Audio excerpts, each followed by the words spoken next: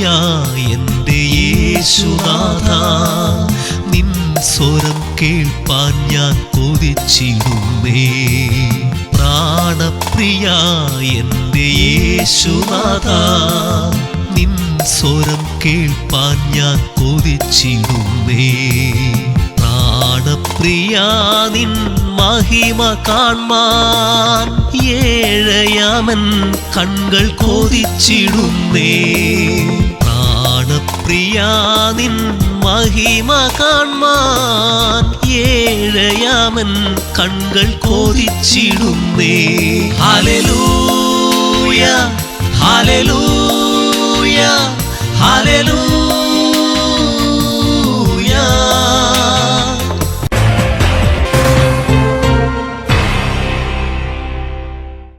ദൈവത്തിന് മഹത്വം.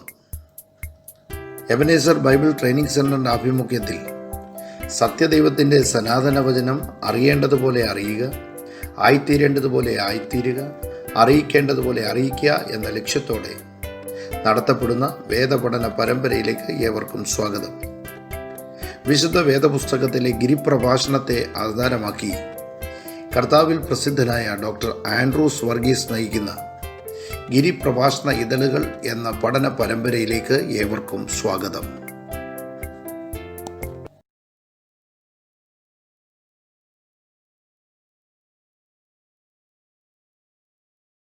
കർത്താവിൻ്റെ പരിശുദ്ധനാമം വാഴ്ത്തപ്പെടുമാറാകട്ടെ. ഒരു പ്രാവശ്യം കൂടെ തിരുവചന ചിന്തകളുമായി നിങ്ങളുടെ ഒരുമിച്ചായിരിക്കാൻ ദൈവമായ കർത്താവ് നൽകിയ നല്ല സമയത്തിനായിട്ട് ഞാൻ ദൈവത്തെ സ്തുതിക്കുന്നു. കഴിഞ്ഞ ഒരാഴ്ചയിൽ കർത്താവ് അവിടെവിടങ്ങളിലായി നമ്മെ ഓരോരുത്തരെയും പരിപാലിച്ചല്ലോ, ദൈവം സൂക്ഷിച്ചല്ലോ, അതോർത്ത് ദൈവത്തെ സ്തുതിക്കുന്നു. ഇന്നും നിങ്ങളോട് തിരുവചനം സംസാരിക്കുന്നത് നിങ്ങൾ ക്രിസ്തുവിൽ നിങ്ങളുടെ സഹോദരൻ ആൻഡ്രൂസ് വർഗീസ്. എൻ്റെ ശബ്ദത്തിന് ചില ആരോഗ്യ പ്രശ്നങ്ങളുള്ളതുകൊണ്ട് വലിയൊരു ശബ്ദത്തിൽ സംസാരിക്കുവാനായിട്ട് കഴിയുന്നില്ല. എങ്കിലും നമുക്കെല്ലാവർക്കും കേൾക്കാവുന്നതുപോലെ മനസ്സിലാക്കാവുന്നതുപോലെ നമ്മുടെ ക്ലാസ് തുടരുവാനായിട്ട് തന്നെയാണ് താല്പര്യപ്പെടുന്നത്. കഴിഞ്ഞ ചില ആഴ്ചകളായി ഗിരിപ്രഭാഷണത്തിൻ്റെ ചിന്തകൾ, ഗിരിപ്രഭാഷണ ഇതളുകൾ എന്നുള്ള പേരിൽ നാം ചിന്തിച്ചു കൊണ്ടിരുന്നല്ലോ. അനേകർക്കത് അനുഗ്രഹമായി ഭവിക്കുന്നു എന്ന് ചില കമൻറ്റുകളിലൂടെ, ചില ടെലിഫോൺ കോളുകളിലൂടെയൊക്കെ മനസ്സിലാക്കുവാൻ ഇടയായി തീർന്നു. ക്ലാസ്സിലേക്ക് നമ്മൾ പ്രവേശിക്കുന്നതിന് മുമ്പ് ഒരു പ്രത്യേക കാര്യം നിങ്ങളെ ഓർമ്മിപ്പിക്കുവാനായിട്ട് താല്പര്യപ്പെടുകയാണ്. പലരും എന്നോട് പറഞ്ഞ ഒരു കംപ്ലൈൻറ്റ്, അവർക്ക് എല്ലാ ക്ലാസ്സുകളും കിട്ടുന്നില്ല. കാരണം ഈ ഫേസ്ബുക്ക് ലൈവ് പോയി കഴിഞ്ഞാൽ പിന്നെ ഇത് യൂട്യൂബിലാണ് ലഭ്യമാകുന്നത്. യൂട്യൂബിൽ ഇത് ലഭ്യമാകണമെങ്കിൽ നിങ്ങളൊരു കാര്യം ചെയ്യേണ്ടത്, യൂട്യൂബിലെ ലിങ്ക് നിങ്ങൾ സബ്സ്ക്രൈബ് ചെയ്യണം. ലൈക്ക് ചെയ്യണമെന്ന് ഞാൻ പറയില്ല, എന്നാൽ നിശ്ചയമായും ഇത് സബ്സ്ക്രൈബ് ചെയ്യുകയും കഴിയുമെങ്കിൽ നിങ്ങളുടെ ചില സുഹൃത്തുക്കൾ കൂടെയെങ്കിലും ഈ വചന പഠനത്തിൽ പങ്കാളികളാകണം എന്ന് നിങ്ങൾ ആഗ്രഹിക്കുന്നെങ്കിൽ അവർക്കായി ഇത് ഷെയർ ചെയ്യുകയും ചെയ്യണം. നിങ്ങൾ ഒരിക്കൽ സബ്സ്ക്രൈബ് ചെയ്ത് കഴിഞ്ഞാൽ പിന്നീട് ഓരോ വീഡിയോ അപ്ലോഡ് ചെയ്യുമ്പോഴും അതിൻ്റെ നോട്ടിഫിക്കേഷൻ നിങ്ങൾക്ക് ലഭിക്കും. നിങ്ങളുടെ സൗകര്യപ്രദമായ സമയത്ത് നിങ്ങൾക്കത് കാണുവാനായിട്ട് കഴിയും. അങ്ങനെ ചെയ്യും എന്ന് ഞാൻ ആഗ്രഹിക്കുന്നു. സബ്സ്ക്രിപ്ഷൻ എന്നുള്ള പദം കേൾക്കുമ്പോൾ തന്നെ ചിലർക്കൊരു ചെറിയ ഡൗട്ടുണ്ട്, ഇതിനെന്തെങ്കിലും പേയ്മെൻറ്റ് വല്ലതും കൊടുക്കേണ്ടി വരുമോ എന്ന്. എന്നോട് പലരും അങ്ങനെ ചോദിച്ചു. ഞാൻ പറഞ്ഞു, ഒരു പേയ്മെൻറ്റും ആരും ഒരിടത്തും കൊടുക്കണ്ട. യൂട്യൂബിലെ ഒരു ചാനൽ സബ്സ്ക്രൈബ് ചെയ്യുക എന്ന് പറയുന്ന ഒരു ജസ്റ്റ് ആ സബ്സ്ക്രൈബ് എഴുതി കാണിക്കുന്നിടത്തൊന്ന് നിങ്ങൾ പ്രസ് ചെയ്ത് സബ്സ്ക്രിപ്ഷനിലേക്ക് പോകാമെന്നുള്ളതേ ഉള്ളൂ. അതിനകത്ത് ഒരു മോണിറ്ററി ലയബിലിറ്റിയും ആർക്കും വരുന്നതല്ല എന്ന കാര്യം പ്രത്യേകം ഓർമ്മിപ്പിക്കട്ടെ. നാം കേൾക്കുന്ന ദൈവവചനം മറ്റുള്ളവർക്കും കൂടെ പ്രയോജനമാകുവാനും തുടർമാനമായി പഠിക്കുന്നവർക്ക് ആ ക്ലാസ്സുകൾ തുടർമാനമായി കിട്ടുവാനുമായി നിങ്ങൾ ഇങ്ങനെയുള്ള വിഷയങ്ങളിൽ ശ്രദ്ധിക്കുമെന്ന് കർത്താവിൽ ശരണപ്പെടുന്നു. ദൈവം നിങ്ങളെ ധാരാളമായി അനുഗ്രഹിക്കുമാറാകട്ടെ. നമ്മുടെ ഇന്ന് പകലിലെ ചിന്ത ഗിരിപ്രഭാഷണ ഇതളുകളിലെ അഷ്ടസൗഭാഗ്യങ്ങളെക്കുറിച്ചാണല്ലോ നാം ചിന്തിച്ചുകൊണ്ടിരിക്കുന്നത്. ഇന്ന് നാം ഒരുമിച്ച് ചിന്തിക്കുന്നത് നാലാമത്തെ അഷ്ടസൗഭാഗ്യ ചിന്തകളിലെ നാലാമത്തെ ചിന്തയായ നീതിക്ക് വിശന്ന് ദാഹിക്കുന്നവർ ഭാഗ്യവാന്മാർ, അവർക്ക് തൃപ്തി വരും. മത്തായി സുവിശേഷം 5-ാം അധ്യായം 6-ാമത്തെ വാക്യം. വിശുദ്ധ മത്തായി എഴുതിയ സുവിശേഷം 5-ാം അധ്യായത്തിൻ്റെ 6-ാമത്തെ വാക്യം. നീതിക്ക് വിശന്ന് ദാഹിക്കുന്നവർ ഭാഗ്യവാന്മാർ, അവർക്ക് തൃപ്തി വരും. Blessed are they which hunger and thirst after righteousness, for they shall be filled. നീതിക്കായിട്ടുള്ളൊരു വിശപ്പും ദാഹവും ഉള്ളവരെ ഭാഗ്യവാന്മാരെന്ന് അഭിസംബോധന ചെയ്തുകൊണ്ട് പരിശുദ്ധ കർത്താവ് തൻ്റെ ഗിരിപ്രഭാഷണത്തിൽ പറഞ്ഞിരിക്കുന്ന വാക്യങ്ങളാണ് നാം വായിച്ച് കേട്ടത്. നമ്മുടെ ചുരുങ്ങിയ നിമിഷങ്ങൾക്കുള്ളിൽ സാധിക്കുന്ന അത്രയും വിശദമായി അപ്പോൾ തന്നെ സമയം പാലിച്ചുകൊണ്ടുള്ള ഒരു പഠനവും ചിന്തയും ഈ വാക്യങ്ങളിൽ നിന്ന് നൽകുവാനായിട്ട് ദൈവസന്നിധിയിൽ ആഗ്രഹിക്കുകയാണ്. സദക് എന്ന് പറയുന്ന ഒരു മൂലഭാഷാ പ്രയോഗം നീതി എന്ന പദത്തിനായിട്ട് ഉപയോഗിച്ചിട്ടുണ്ട്. സദിഖുസ, സദക് എന്നൊക്കെ പറയുന്ന മൂലഭാഷാ പ്രയോഗങ്ങളാണ് നീതി എന്ന പദത്തിനു വേണ്ടി ഉപയോഗിച്ചിരിക്കുന്നത്. ആ ഒരു ഭാഷാ പദം മൂലഭാഷയിൽ ഉപയോഗിച്ചിരിക്കുക. ഗ്രീക്കിലേക്ക് വരുമ്പോൾ ഡിയാഖൈനോസൂണ എന്ന് പറയുന്ന ഒരു ഗ്രീക്ക് പദം റൈച്ചസ്നെസ് എന്ന് പരിഭാഷ ചെയ്യാവുന്ന ആ അർത്ഥത്തിൽ അതിനെ ഉപയോഗിച്ചിരിക്കുക. ഇത് രണ്ടും ഏറെക്കുറെ ഒരേ അർത്ഥം ഷെയർ ചെയ്യുന്ന രണ്ട് ഭാഷകളിലെ മൂലപദങ്ങളാണ്. ഇതിന് നീതി എന്ന്, ന്യായമെന്ന്, ധർമ്മമെന്നൊക്കെ അർത്ഥം പറയാവുന്ന വാക്കുകളാണ്. നീതി, ന്യായം, ധർമ്മം എന്നൊക്കെ അർത്ഥം വരുവാൻ കഴിയുന്ന അല്ലെങ്കിൽ അർത്ഥം നമുക്ക് പറയുവാൻ കഴിയുന്ന ആ പദങ്ങളാണ് നാം ഉപയോഗിച്ചത്. നാം കഴിഞ്ഞ പാഠങ്ങളിലൊക്കെ ചിന്തിച്ച the first 3 beatitudes were the emptying process. ആദ്യത്തെ 3 സൗഭാഗ്യ ചിന്തകളെന്ന് പറയുന്നത് ഒരു തരം നമ്മെ തന്നെ ശൂന്യമാക്കുന്ന, നമ്മെ തന്നെ ദൈവസന്നിധിയിൽ നാം ഒന്ന് എംപ്റ്റി ചെയ്യുന്ന പ്രോസസ്സിലൂടെ നേടിയെടുക്കേണ്ട വെർച്യൂസ് ആയിരുന്നു നാം കഴിഞ്ഞ 3 ചിന്തകളിൽ നാം പഠിക്കുവാനിടയായി തീർന്നത്. The 3 beatitudes were the emptying process. Now we come to seek for an answer to our helplessness. നമ്മളുടെ ഒരു കഴിവില്ലായ്മ അല്ലെങ്കിൽ നമ്മൾക്ക് സ്വയമേ സഹായിക്കുവാൻ കഴിയാത്ത നമ്മുടെ ഒരു അവസ്ഥയ്ക്ക് ദൈവത്തോട് സഹായം ചോദിക്കുന്ന ഒരവസ്ഥയിലേക്ക് നാം വരികയാണ്. 4-ാമത്തെ അഷ്ടസൗഭാഗ്യ ചിന്ത നാം വായിച്ചല്ലോ. നീതിക്ക് വിശന്ന് ദാഹിക്കുന്നവർ ഭാഗ്യവാന്മാരാണ്, അവർ സംതൃപ്തരാകും. they shall be filled എന്ന്, അവർക്ക് തൃപ്തി വരുമെന്ന് എഴുതിയിരിക്കുക. In the Greek, this verse denotes one of desiring not just a portion but all of the righteousness of God. ശ്രദ്ധിക്കണമേ, ഗ്രീക്കിൽ ഈ പദത്തിൻ്റെ വിശാലമായ അർത്ഥ വിശകലനത്തിലേക്ക് പോകുമ്പോൾ ഈ വാക്യത്തിൻ്റെ അർത്ഥം അതിൻ്റെ അർത്ഥത്തിൻ്റെ denotes one of desiring not just a portion but all of the righteousness of God.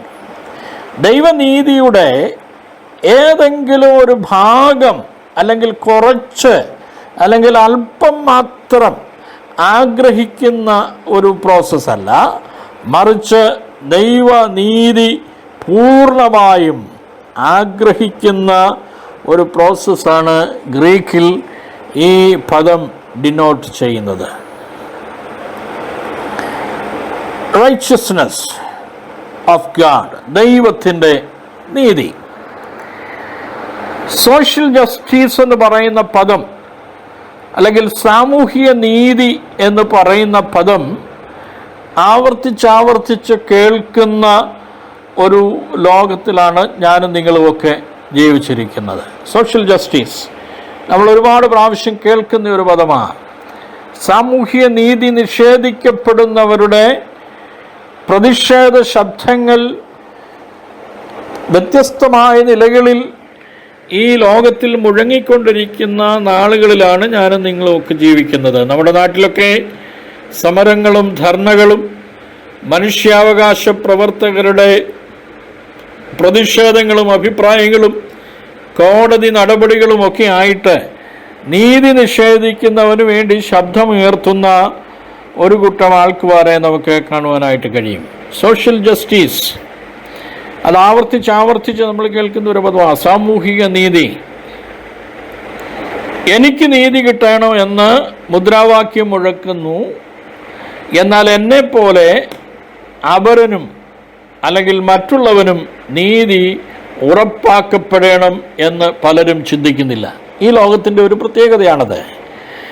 എല്ലാവരും അവരവരുടെ വിഷയങ്ങൾ വരുമ്പോൾ അവർക്ക് നീതി കിട്ടിയില്ല അല്ലെങ്കിൽ നീതി കിട്ടണമെന്ന് മുറവിളി കൂട്ടുമ്പോൾ തന്നെ എന്നെപ്പോലെ തന്നെ മറ്റുള്ളവനും നീതി കിട്ടണം, അവൻ്റെ അവകാശങ്ങളും സംരക്ഷിക്കപ്പെടണം, ന്യായമായി അവന് ലഭിക്കേണ്ടത് അവന് ലഭിക്കണമെന്നൂടെ ചിന്തിക്കുവാൻ നമുക്ക് കഴിയണം. യേശു നീതിയെക്കുറിച്ച് സംസാരിക്കുമ്പോൾ യേശു അർത്ഥമാക്കുന്ന ആ നീതിയുടെ തലം എന്ന് പറയുന്നത് അതാണ്. ഒരു മനുഷ്യൻ സമൂഹത്തിലെ നീതി ലഭിക്കാത്ത ഒരു വിഷയത്തിന് വേണ്ടി ഇടപെടുവാൻ നിൽക്കുമ്പോൾ അത് ദൈവിക ചിന്തയാണ്. അത് വെറും സ്വാർത്ഥതയല്ല. മറ്റുള്ളവരോട് നീതി ലഭിക്കണമെന്ന് ആഗ്രഹിക്കുന്നത് ഒരു ദൈവിക ചിന്തയാണ്. അത് വെറും സ്വാർത്ഥ ചിന്തയല്ല. ക്രിസ്തുവിൻ്റെ മനസ്സും ഇടപെടലും നിശ്ചയമായും ഇതിനൊപ്പം ഉണ്ടാകും എന്ന് ഈ വചനത്തിൻ്റെ ചിന്തകൾ നമ്മെ ഓർമ്മിപ്പിക്കുവാനായിട്ട് ഇടയാകും. ഇങ്ങനെ ചിന്തിക്കുന്നവരാണ്, അല്ലെങ്കിൽ മറ്റുള്ളവർക്കൂടെ നീതി ലഭിക്കണമെന്നൊക്കെ ചിന്തിക്കുന്നവരാണ് ഈ പറഞ്ഞിരിക്കുന്ന വാക്യത്തിൽ പറഞ്ഞിരിക്കുന്ന നീതിക്ക് വേണ്ടി വിശക്കുന്നവരും ദാഹിക്കുന്നവരും. അങ്ങനെ ചില മനുഷ്യ സ്നേഹികൾ എഴുന്നേൽക്കണമെന്ന് യേശു ആഗ്രഹിക്കുന്നുണ്ട്. മറ്റുള്ളവരുടെ നീതി നിഷേധിക്കപ്പെടുമ്പോൾ, അവർ പുറന്തള്ളപ്പെടുമ്പോൾ, അവർക്ക് ധർമ്മവും ന്യായവും ലഭിക്കാതെ വരുമ്പോൾ അവർക്ക് വേണ്ടി ഇടപെടുന്ന ചില വ്യക്തി ജീവിതങ്ങൾ എഴുന്നേൽക്കണമെന്ന് ഞാനും നിങ്ങളും വിശ്വസിക്കുന്ന യേശുവിന് ആഗ്രഹമുണ്ട്. യേശു അങ്ങനെ ചിലരെ ചരിത്രത്തിൽ എഴുന്നേൽപ്പിച്ചിട്ടുമുണ്ട്. എബ്രഹാം ലിങ്കൻ, അമേരിക്കയുടെ പ്രസിഡന്റായിരുന്ന എബ്രഹാം ലിങ്കനെ കുറിച്ച് നാം കേട്ടിട്ടുണ്ട്. അടിമക്കച്ചവടം നിർത്തലാക്കി മൃഗങ്ങൾക്ക് പോലും ലഭിക്കാതിരുന്ന അല്ലെങ്കിൽ ലഭിക്കുമായിരുന്ന അവകാശങ്ങൾ പോലും ലഭിക്കാതെ വെറും മൃഗങ്ങളെക്കാൾ മോശമായ അവസ്ഥയിൽ കഴിഞ്ഞിരുന്ന അമേരിക്കൻ കറുത്തവർഗക്കാരായ അടിമകളുടെ മോചനത്തിനായി ഒരു നീതിബോധമുള്ള മനസ്സോടെ എഴുന്നേറ്റ് വന്ന ആ വലിയ മനുഷ്യൻ ചരിത്രത്തിൻ്റെ ഭാഗമാണ്. എനിക്ക് നിങ്ങൾക്കും എല്ലാം അറിയാവുന്ന വിഷയമാണ്. അതിനെക്കുറിച്ച് കൂടുതലായിട്ട് ഒരു ചരിത്ര പഠനമല്ലാത്തത് കൊണ്ട് അതിനെക്കുറിച്ച് പഠിക്കുവാനായിട്ട് താല്പര്യപ്പെടുന്നില്ല. യേശു നീതിമാനായിരിക്കുന്നത് പോലെ നീതി ചെയ്യുന്നവൻ നീതിമാനാകുന്നു. വചനം പറയുന്ന കാര്യമാണ്. യേശു നീതിമാനായിരിക്കുന്നത് പോലെ നീതി ചെയ്യുന്നവൻ നീതിമാനാകുന്നു. മാർട്ടിൻ ലൂതർ കിങ് എന്ന് പറയുന്ന അമേരിക്കൻ കറുത്തവർഗക്കാരനായ ആ വലിയ നേതാവിനെ കുറിച്ച് ഞാൻ നിങ്ങളൊക്കെ കേട്ടിട്ടുണ്ട്. തൻ്റെ പ്രസംഗങ്ങൾ അനേകരെ എഴുന്നേൽപ്പിച്ചു ഉണർത്തി. തൻ്റെ പ്രവർത്തികൾ അമേരിക്കയിൽ തുല്യനീതി നിഷേധിക്കപ്പെട്ടിരുന്ന കറുത്തവന് നീതി നേടിക്കൊടുക്കുവാനായി വളരെയധികം സഹായമായി തീർന്നതൊക്കെ ചരിത്രത്തിൻ്റെ ഭാഗമാണ്. മാർട്ടിൻ ലൂതർ കിങ് ലോകത്തെ തന്നെ വിറപ്പിച്ച, ലോകമുറ്റുനോക്കിയ, ഒരു പരിധിവരെ ലോക നേതാക്കന്മാർ ഭയന്നു പോയ ഒരു നേതാവാണ് നെൽസൺ മണ്ടേല. സൗത്ത് ആഫ്രിക്കയിലെ കറുത്ത വർഗക്കാരൻ തൻ്റെ ജനം അനുഭവിക്കുന്ന അനീതിക്കെതിരെ പോരാടുവാൻ ഇറങ്ങിത്തിരിച്ചു. ഫലമെന്ന് പറയുന്നത് 27 വർഷത്തിലധികം താൻ ജയിലിൽ കിടക്കേണ്ടി വന്നു. തനിക്ക് തൻ്റെ കുടുംബം നഷ്ടപ്പെട്ടു, തൻ്റെ ബന്ധങ്ങൾ നഷ്ടപ്പെട്ടു. പിൽക്കാലത്ത് അദ്ദേഹം സൗത്ത് ആഫ്രിക്കയുടെ പ്രസിഡൻ്റായി. അത് ചരിത്രത്തിൻ്റെ ഭാഗം. എന്നാൽ ആ നെൽസൺ മണ്ടേല നീതിക്ക് വേണ്ടി നിന്ന മനുഷ്യനാണ്. മദർ തെരേസ കൽക്കട്ടയുടെ തെരുവുകളിൽ ഒരു മൃഗത്തിന് പോലും ലഭിക്കുന്ന പരിഗണന ലഭിക്കാതെ എല്ലാവരാലും തള്ളപ്പെട്ട് കിടന്ന കുഷ്ഠരോഗികളെ ചേർത്തുകൊണ്ട് അവരും സമൂഹത്തിൽ ജീവിക്കുവാൻ അർഹരാണ്, അവർക്ക് നീതി ലഭിക്കണമെന്ന് ചിന്തിച്ച് അവരെയും കൂടെ ഉൾക്കൊണ്ട് പ്രവർത്തിക്കുവാൻ ഇറങ്ങിത്തിരിച്ച ആ മാന്യ വനിത ഈ പറഞ്ഞ വ്യക്തിത്വങ്ങളെ ഒക്കെ അവരുടെ ചരിത്രങ്ങളിൽ, അവരുടെ ജീവചരിത്രങ്ങളിൽ, അവരുടെ എഴുത്തുകളിൽ നിഴലിച്ചിരിക്കുന്ന ഒരു യാഥാർത്ഥ്യം, അവർ എഴുതിയിരിക്കുന്നത്, അവരെ ഒക്കെ സ്വാധീനിച്ചത് യേശുവിൻ്റെ പഠിപ്പിക്കലുകളാണ്. അല്ലെങ്കിൽ നാം ഇപ്പോൾ പഠിച്ചുകൊണ്ടിരിക്കുന്ന ഗിരിപ്രഭാഷണത്തിലെ ചിന്തകൾ ഇവരെ എല്ലാവരെയും വല്ലാതെ സ്വാധീനിച്ചു. അത് അവരെ സോഷ്യൽ റിഫോമേഴ്സായിട്ട്, സാമൂഹ്യത്തിൽ മാറ്റങ്ങൾ വരുത്തുവാൻ മുമ്പിൽ നിൽക്കുന്ന പോരാളികൾ ആക്കി തീർക്കുവാനായിട്ടിടയായി തീർന്നു. നമ്മുടെ പ്രവർത്തനങ്ങളും ചിന്തകളും ഇടപെടലുകളിലും ചില തിരുത്തലുകൾ ഒരുപക്ഷെ വേണ്ടി വന്നേക്കാം. ഞാൻ സംസാരിക്കുന്നത് വേദപുസ്തകം പഠിക്കുവാൻ താല്പര്യത്തോടെ ദൈവസന്നിധിയിലായിരിക്കുന്ന, താല്പര്യത്തോടെ പഠിക്കണമെന്ന് ആഗ്രഹിക്കുന്നവരോടാണെന്നുള്ള ബോധം എനിക്കുണ്ട്. നാം വചനം പഠിക്കുകയാണ്. ആരംഭം തൊട്ടേ ഞാൻ പറയുന്നത് പോലെ ഈ ക്ലാസ് നിങ്ങളെക്കൊണ്ട് കൈയടിപ്പിക്കാനോ അന്യഭാഷ പറയിപ്പിക്കാനോ ഉള്ള ഒരു പ്രസംഗമല്ല. നിങ്ങൾ വേദപുസ്തകം അതിൻ്റെ അർത്ഥത്തിൽ തന്നെ മനസ്സിലാക്കണമെന്ന് ആഗ്രഹിച്ച് നിങ്ങൾ പഠിക്കുന്ന വചനം നിങ്ങളുടെ സ്വഭാവത്തിൽ, നിങ്ങളുടെ ജീവിതത്തിൽ രൂപാന്തരം വരുത്തണം എന്ന് ആത്മാർത്ഥമായി ആഗ്രഹിച്ചുകൊണ്ട് ചെയ്യുന്ന ഒരു പ്രവൃത്തിയാണ് ഈ ക്ലാസ്സുകളെന്ന് പറയുന്നത്. മനുഷ്യാവകാശ പ്രവർത്തനത്തിന് വേണ്ടി ഇറങ്ങിത്തിരിക്കുന്നവന് ഭീഷണികളുണ്ട്, അവൻ്റെ ജീവന് തന്നെ ആപത്തുണ്ട്.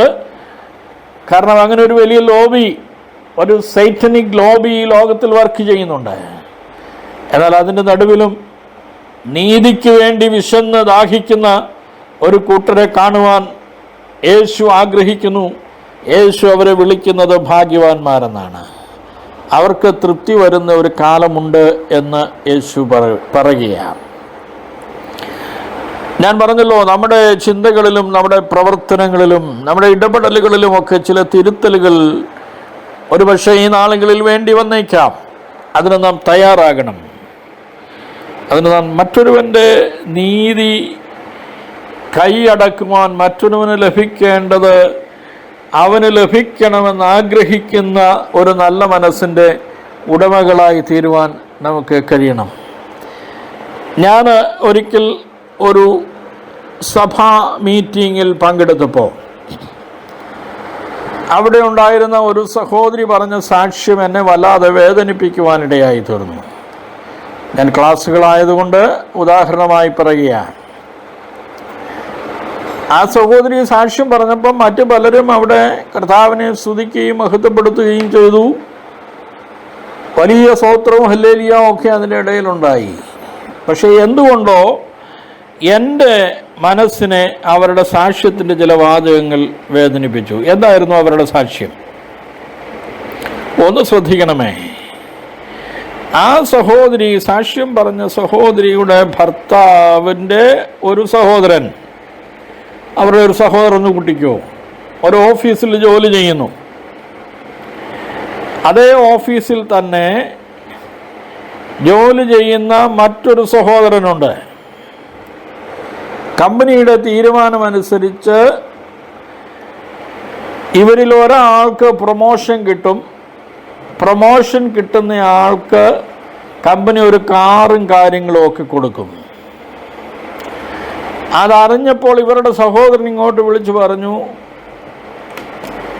മിക്കവാറും എൻ്റെ കൂടെ ജോലി ചെയ്യുന്ന ആൾക്കായിരിക്കും അത് കിട്ടാൻ സാധ്യത.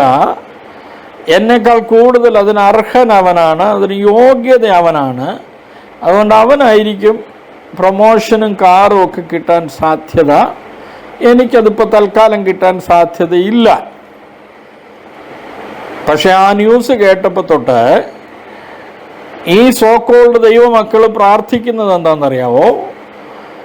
ആ സഹോദരന് വേണ്ടി മാറ്റിവെച്ചിരിക്കുന്ന ആ പ്രൊമോഷനും കാറും ഒക്കെ ഞങ്ങളുടെ സഹോദരൻ ലഭിക്കാൻ വേണ്ടി ഇവരങ്ങ് പ്രാർത്ഥിക്കുക.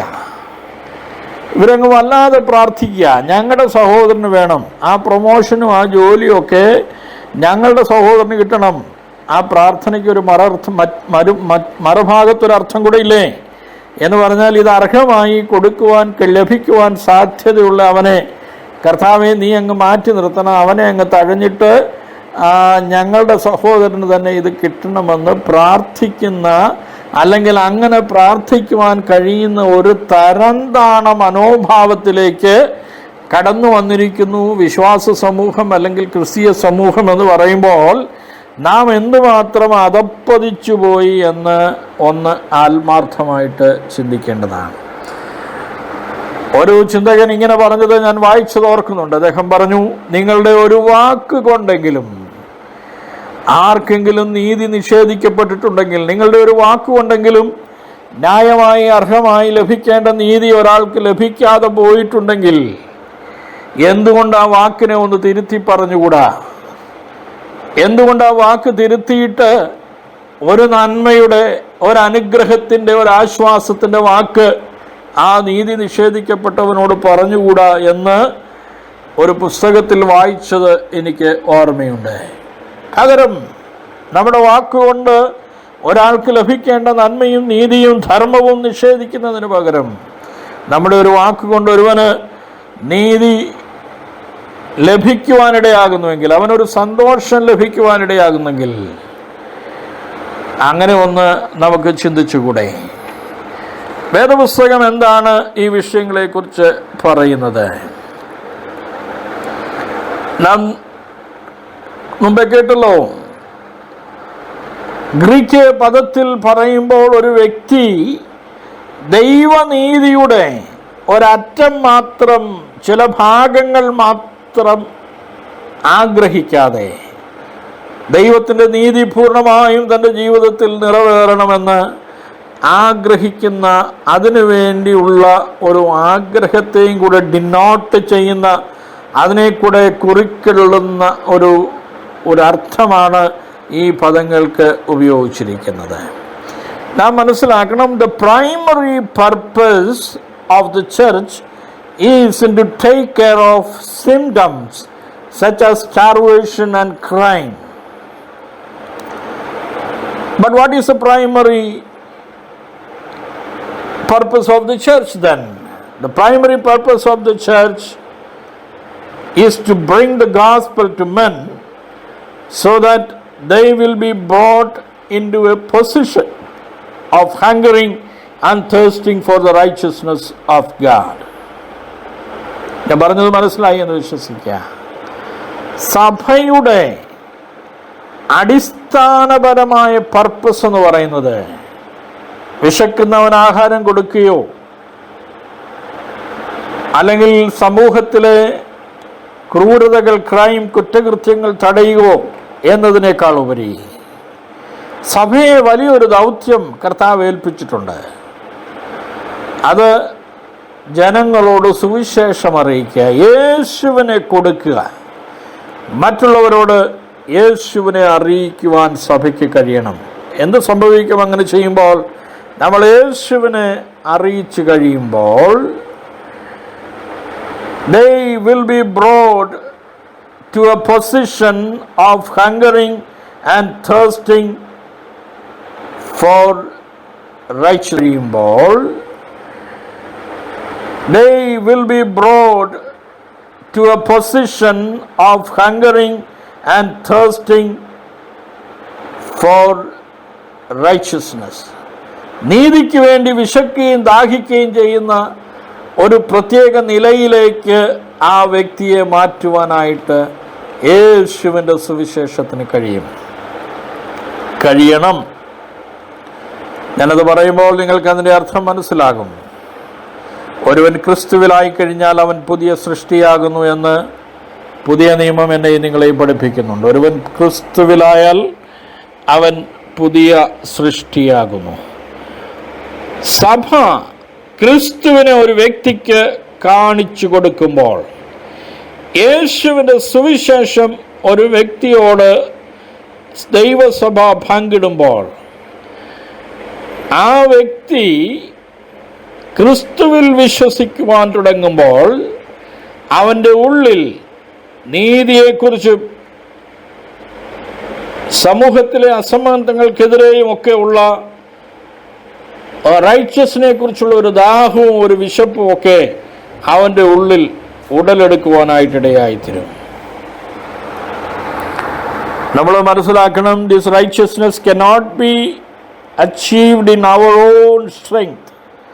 നമ്മുടെ സ്വയ കഴിവ് കൊണ്ട് നമുക്ക് അച്ചീവ് ചെയ്യുവാൻ കഴിയുന്ന, നേടിയെടുക്കുവാൻ കഴിയുന്ന, it cannot be attained by our own strength. നമ്മുടെ ആ കഴിവ് കൊണ്ട് നേടിയെടുക്കുവാൻ കഴിയുന്നതൊന്നല്ല ദൈവത്തിൻ്റെ നീതി എന്ന് പറയുന്നത്. Rather it is a standing before God. God has imputed to our righteousness because we believe in Jesus Christ. ഈ നീതി എന്ന് പറയുന്നത്, നീതിബോധം എന്ന് പറയുന്നത്, God has imputed in us. This righteousness is imputed in us by God because we have taken a decision to stand along with Jesus Christ. യേശുവിനോട് ചേർന്ന് നിൽക്കുവാൻ ഞാനും നിങ്ങൾ ഒരു തീരുമാനമെടുത്തപ്പോൾ, ഈ ദൈവത്തിൻ്റെ നീതി നമ്മിൽ ഒന്ന് ഇംപ്യൂട്ട് ചെയ്യുവാൻ, നമ്മളൊന്ന് പ്ലാന്റ് ചെയ്യുവാൻ, നമ്മിലേക്കൊന്ന് പകർന്നു തരുവാൻ ദൈവത്തിന് പ്രസാദം തോന്നി. ആ ചിന്ത നമ്മെ ഭരിച്ചുകൊണ്ടിരിക്കണം. നാം ദൈവത്തോട് ചേർന്ന് നിൽക്കുമ്പോൾ നമ്മുടെ ധാർമ്മികമായ ബാധ്യത സമൂഹത്തോടും കൂട്ടുവിശ്വാസികളോടും സഹജീവികളോടും ദൈവത്തോടും മനുഷ്യരോടുമൊക്കെ നമ്മുടെ ധാർമ്മികമായ ഉത്തരവാദിത്വം നാം ചെയ്തു തുടങ്ങുമ്പോൾ നാം ദൈവത്തോട് ചേർന്ന് നിൽക്കുന്ന ദൈവത്തിൻ്റെ കൂട്ടുവേലക്കാരായി മാറുകയാണ്. ദൈവത്തോട് ചേർന്ന് നിൽക്കുന്ന ദൈവത്തിൻ്റെ കൂട്ടുവേലക്കാരായി നാം മാറും. കഴിഞ്ഞ ദിവസം ഞാനൊരു വീഡിയോ കാണുകയുണ്ടായി. അതിനകത്ത് ഏകദേശം 80 വയസ്സ് പ്രായമുള്ള ഒരപ്പച്ചൻ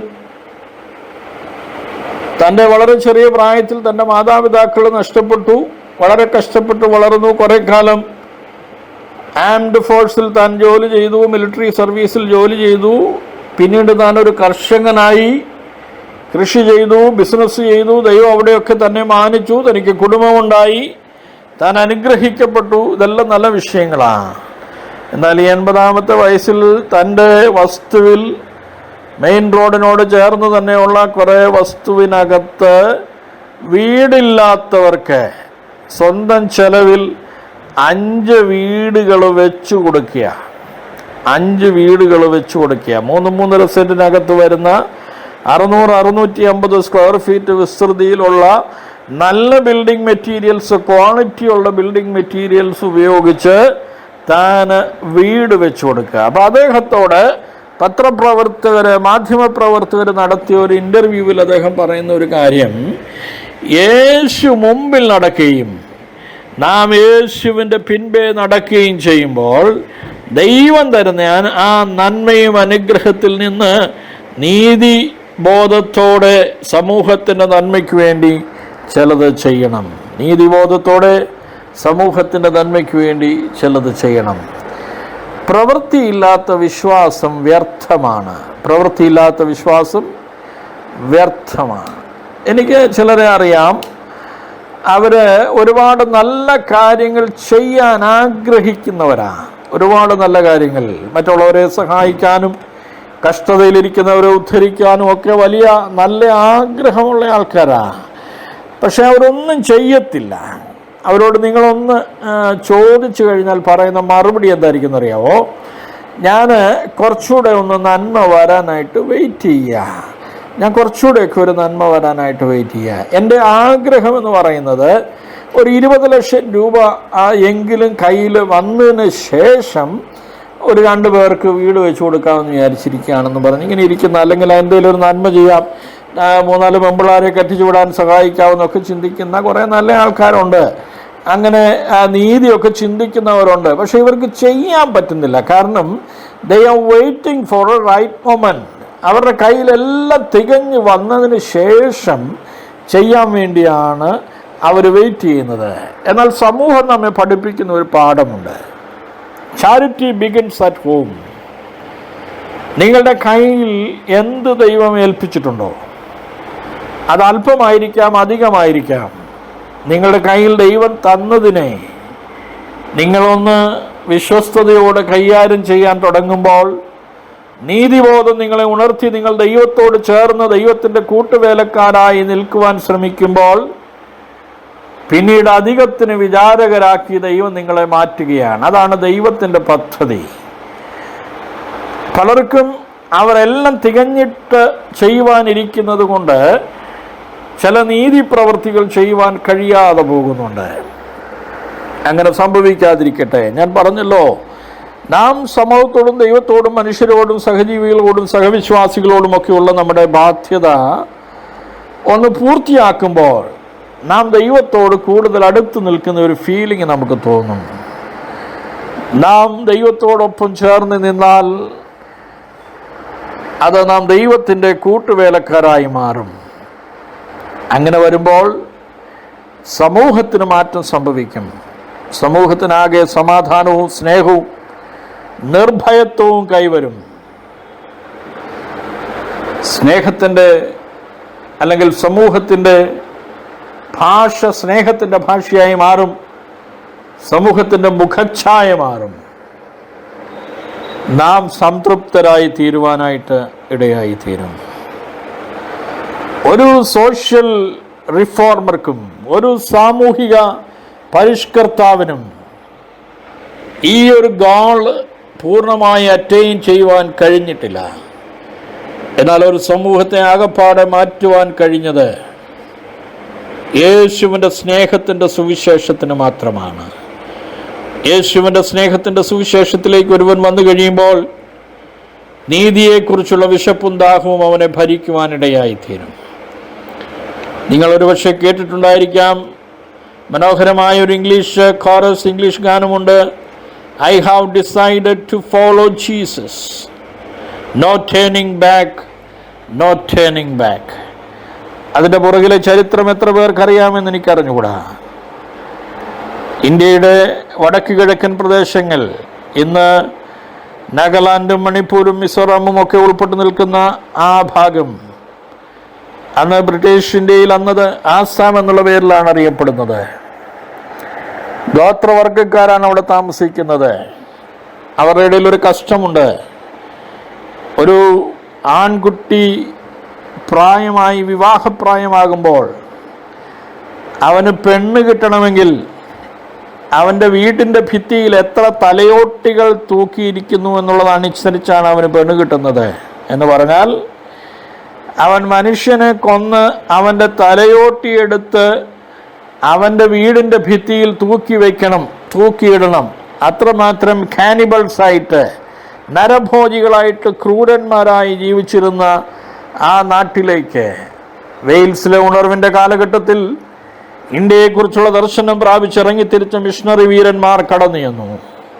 വലിയ ബുദ്ധിമുട്ടുകൾ സഹിച്ച് അവരൊരു ഗ്രാമത്തിലെത്തി ഒരു കുടുംബത്തോട് സുവിശേഷം പറഞ്ഞു. ആ കുടുംബം ക്രിസ്തുവിൻ്റെ സ്നേഹത്തിൻ്റെ സുവിശേഷത്തിൽ ആകർഷിക്കപ്പെടുവാനിടയായി തീർന്നു.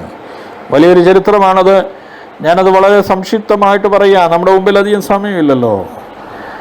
ആ കുടുംബം യേശുവിനെ സ്വീകരിച്ചു. അവർ കർത്താവിന് വേണ്ടി നിൽക്കുവാൻ തീരുമാനിച്ചു. ഗ്രാമമിളകി. ഗ്രാമമുഖ്യൻ അവർക്ക് വധശിക്ഷ വിധിച്ചു. ഈ മനുഷ്യൻ്റെ മുമ്പിൽ അദ്ദേഹത്തിൻ്റെ കുഞ്ഞിനെ ആദ്യം അമ്പ് ചെയ്ത് കൊന്നു. രണ്ടാമത് തൻ്റെ ഭാര്യയെ അമ്പ് ചെയ്ത് കൊന്നു. അത് കഴിഞ്ഞിട്ട് അദ്ദേഹത്തോട് ചോദിക്കുകയാണ്, നിനക്ക് ജീവൻ വേണമെങ്കിൽ നീ യേശുവിലുള്ള വിശ്വാസം ത്യജിച്ച് നമ്മുടെ ആ പ്രാചീനമായ നമ്മുടെ ഗോത്രത്തിൻ്റെ വിശ്വാസങ്ങളിലേക്കും ജീവിത രീതികളിലേക്കും മടങ്ങി വരണം. ആ മനുഷ്യൻ അവിടെ വെച്ച് പാടിയതാണ്, I have decided to follow Jesus, no turning back, no turning back. അദ്ദേഹം പറഞ്ഞു, though none go with me yet I will follow. ആരും എൻ്റെ കൂടെ വരുവാനില്ലെങ്കിലും ഞാൻ യേശുവിനെ പിൻപറ്റും. അദ്ദേഹം പാടി, the cross before me, the world behind me. കുരിശാണ് എൻ്റെ മുമ്പിലുള്ളത്. എനിക്ക് വേണ്ടി എൻ്റെ കർത്താവ് പിടഞ്ഞു മരിച്ച ക്രൂശിനെ ഞാൻ എൻ്റെ മുമ്പിൽ കാണുന്നു. ഈ ലോകം എൻ്റെ പുറകിൽ നിന്ന് എന്നെ മാടി വിളിക്കുന്നു. But I'm not turning back, I'm going forward. ആ മനുഷ്യനെയും അമ്പ ചെയ്തൊക്കുന്നു. എന്നാൽ പിന്നീട് ആ ഗ്രാമമുഖ്യന് സമാധാനമില്ലാതെയായി. അദ്ദേഹം ചിന്തിക്കുവാൻ തുടങ്ങി, ഈ പ്രതികൂലങ്ങളുടെ നടുവിൽ തൻ്റെ സ്വന്തം കുഞ്ഞും ഭാര്യയും മരിച്ചിട്ടും ഒരുവൻ ഒരു വിശ്വാസത്തിൽ മുറുകെ പിടിക്കണമെങ്കിൽ ആ വിശ്വാസത്തിന് എന്തെങ്കിലും പ്രത്യേകത കാണുമല്ലോ. പിൽക്കാലത്ത് അദ്ദേഹം യേശുവിനെ സ്വീകരിച്ചു. ആ ഗ്രാമം മുഴുവൻ, ആ ഗോത്രം മുഴുവൻ ദൈവവിശ്വാസികളായി മാറി. എന്നെ കേൾക്കുന്ന നിങ്ങൾക്കിന്നറിയാം, ഇന്ന് നമ്മുടെ നോർത്ത് ഈസ്റ്റേൺ സ്റ്റേറ്റുകൾ, ഇന്ന് നാഗാലാൻഡും മണിപ്പൂരും മിസോറാമും ഒക്കെ ഏറ്റവും കൂടുതൽ ക്രിസ്ത്യാനികൾ ക്രിസ്തു വിശ്വാസത്തിന് വേണ്ടി നിൽക്കുന്ന അനുഗ്രഹിക്കപ്പെട്ട ഒരു വലിയ ജനതതി അവിടെ ജീവിക്കുന്നുണ്ട്. എന്താണ് കാര്യം? നീതിക്ക് വേണ്ടി യേശുവിനോട് ചേർന്ന് നിന്നപ്പോൾ, യേശുവിൻ്റെ സ്നേഹത്തിന് അവരെ തന്നെ ഏൽപ്പിച്ചു കൊടുത്തപ്പോൾ, ആ നീതി, ആ റൈറ്റ്ഷ്യസ്നെസ് ഓഫ് ഗാഡ് അവരിൽ പ്രിവെയിൽ ചെയ്യുവാനായിട്ട് ഇടയായി തീർന്നു. 11-ാം സങ്കീർത്തനം 7-ാമത്തെ വാക്യത്തിൽ നാം ഇങ്ങനെ വായിക്കുന്നുണ്ട്, യഹോവ നീതിമാൻ, അവൻ നീതി ഇഷ്ടപ്പെടുന്നു, നേരുള്ളവർ അവൻ്റെ മുഖം കാണും. നമ്മുടെ ദൈവത്തിൻ്റെ ഒരു ക്വാളിറ്റിയാണ് നീതി അഥവാ റൈറ്റ്ഷ്യസ്നെസ് എന്ന് പറഞ്ഞാൽ എന്താണ്, അല്ലെങ്കിൽ ഇത് എവിടുന്ന് കിട്ടുമെന്നൊക്കെ ചോദിച്ചാൽ അതിൻ്റെ ഉത്തരമാണ് യഹോവ നീതിമാനാണ്, അവൻ നീതിയെ ഇഷ്ടപ്പെടുന്ന ദൈവമാണ്, നേരുള്ളവർ അവൻ്റെ മുഖം കാണും. 1 യോഹന്നാന്റെ ലേഖനം 3-ാം അധ്യായം 7-ാമത്തെ വാക്യത്തിൽ നാം ഇങ്ങനെ വായിക്കുന്നുണ്ട്, ആ നീതിമാനെ എന്ന പോലെ നീതി ചെയ്യുന്നവൻ നീതിമാനാകുന്നു. അവൻ നീതിമാനായിരിക്കുന്നത് പോലെ, എൻ്റെ ശബ്ദം ഇടയ്ക്കുന്ന ഇടറിയായിരുന്നു. അവൻ നീതിമാനായിരിക്കുന്നത് പോലെ നീതി ചെയ്യുന്നവൻ നീതിമാനാകുന്നു. 1 യോഹന്നാന്റെ ലേഖനം തന്നെ 3-ാം അധ്യായം 10-ാമത്തെ വാക്യത്തിൽ, നീതി പ്രവർത്തിക്കാത്തവനാരും സഹോദരനെ സ്നേഹിക്കാത്തവനും ദൈവത്തിൽ നിന്നുള്ളവനല്ല. ഞാൻ പറയുന്ന വാക്യമല്ല, വിശുദ്ധ വേദപുസ്തകത്തിലെ 1 യോഹന്നാന്റെ ലേഖനം 3-ാം അധ്യായം 10-ാമത്തെ വാക്യത്തിൽ വായിക്കുകയാണ്, നീതി പ്രവർത്തിക്കാത്തവനാരും സഹോദരനെ സ്നേഹിക്കാത്തവനും ദൈവത്തിൽ നിന്നുള്ളവൻ അല്ല. യെശയ്യാപ്രവാചകന്റെ പുസ്തകം 32-ാം അധ്യായം 17-ാമത്തെ വാക്യം നിങ്ങൾക്ക് വായിക്കാം. അതിനോട് ചേർന്ന്, നീതിയുടെ പ്രവൃത്തി സമാധാനവും നീതിയുടെ ഫലം ശാശ്വത വിശ്രമവും നിർഭയത്വമായിരിക്കുമെന്ന് അവിടെ പറയുക. ആരുടേതാണ് ഈ നീതി എന്ന് ചോദിക്കുമ്പോൾ അത് ദൈവത്തിൻ്റെയാണ്. ദൈവം മാത്രമാണ് നീതിമാൻ. ദൈവത്തിന് മാത്രമാണ് നമ്മെ നീതീകരിക്കുവാൻ കഴിയുന്നത്. ആ നീതിക്ക് വേണ്ടിയുള്ള ഒരു വലിയ ദാഹവും വിശപ്പും നമ്മെ ഭരിക്കുവാനിടയായി തീരണം. ക്രിസ്തു നീതിമാനാണ്, യഹോവ നീതിമാൻ, ദൈവം നീതി ഇഷ്ടപ്പെടുന്നു. ക്രിസ്തു നീതിമാൻ. ക്രിസ്തു ദൈവാവിഷ്കാരത്തിൻ്റെ പൂർണ്ണതയാണ്. ക്രിസ്തു ദൈവാവിഷ്കാരത്തിൻ്റെ പൂർണ്ണതയാണ്. നീതി എന്നത് പ്രകൃതിയിൽ ദൈവത്തിൻ്റെ ലക്ഷണങ്ങളിലൊന്നാണ്. നീതി എന്നത് പ്രകൃതിയിൽ ദൈവത്തിൻ്റെ ലക്ഷണങ്ങളിലൊന്നാണ്. അനീതിയും മനുഷ്യൻ്റെ അക്രമവും നീതി നിഷേധവും ഒക്കെ ഈ സമൂഹത്തിൽ നടമാടിക്കൊണ്ടിരിക്കുമ്പോൾ ലോകത്തിൽ എഴുന്നേറ്റ ചരിത്ര പുരുഷന്മാരെ പോലെ ഒരുപക്ഷെ നമുക്കായിത്തീരുവാൻ കഴിഞ്ഞില്ലെങ്കിലും സഹജീവികളോടുള്ള നമ്മുടെ സ്നേഹവും സഹജീവികളെക്കുറിച്ചുള്ള നമ്മുടെ കരുതലും നമ്മെ ഒരു പരിധിവരെയെങ്കിലും വേദനിപ്പിക്കുകയും ചിന്തിപ്പിക്കുകയും ചെയ്യുന്നുണ്ടെങ്കിൽ എന്തെങ്കിലും ഒന്ന് ചെയ്യുവാൻ, നീതിക്ക് വേണ്ടി നിൽക്കുവാൻ, ആ വിശപ്പ് നമ്മെ ഭരിക്കുവാൻ, നീതിക്ക് വേണ്ടിയുള്ള വിശപ്പും ദാഹവും നമ്മെ ഒന്ന് ഭരിക്കുവാൻ നമുക്ക് ദൈവസന്നിധിയിൽ ഒന്ന് ഏൽപ്പിച്ചു കൊടുക്കുവാൻ കഴിഞ്ഞാൽ അത് വളരെ അനുഗ്രഹിക്കപ്പെട്ട ഒരു വിഷയമായിരിക്കും. 2 തരത്തിലുള്ള നീതിയെക്കുറിച്ച് വേദപുസ്തകം പറയുന്നുണ്ട്. 2 തരത്തിലുള്ള നീതിയെക്കുറിച്ച് വളരെ പെട്ടെന്ന് ഞാൻ പറഞ്ഞ് അവസാനിപ്പിക്കുകയാണ്. ഒന്ന്, പഴയ നിയമത്തിലെ നിയമങ്ങൾ, ദ ലോ, ദ ന്യായപ്രമാണം മുൻപോട്ട് വയ്ക്കുന്ന ഒരു നീതിയുണ്ട്. അതെന്താണെന്ന് ചോദിച്ചാൽ, at its best leads to self righteousness. സ്വയനീതീകരണത്തിലേക്ക് നമ്മെ നയിക്കുവാൻ കഴിയുന്ന ഒരു നീതി ന്യായപ്രമാണം മുമ്പോട്ട് വയ്ക്കുന്നു. അതിൻ്റെ റിസൾട്ട് എന്ന് പറയുന്നത് we will be judging others. മറ്റുള്ളവരെ വിധിക്കുകയായിരിക്കും നമ്മൾ ചെയ്യുന്നത്. സ്വയനീതീകരണം, നാം മറ്റുള്ളവരെ വിധിക്കും. എന്നാൽ പുതിയ നിയമം വിഭാവനം ചെയ്യുന്ന നീതി എന്ന് പറയുന്നത് righteousness given by God through believing in Jesus Christ. This is the righteousness of God. ക്രിസ്തുവിൽ വിശ്വസിക്കുന്നവർക്ക് ദൈവം നൽകുന്ന ക്രിസ്തുയേശുവിലൂടെയുള്ള നീതീകരണം, അത് ദൈവത്തിൻ്റെ ക്രിസ്തുവിൻ്റെ നീതിയാണ്.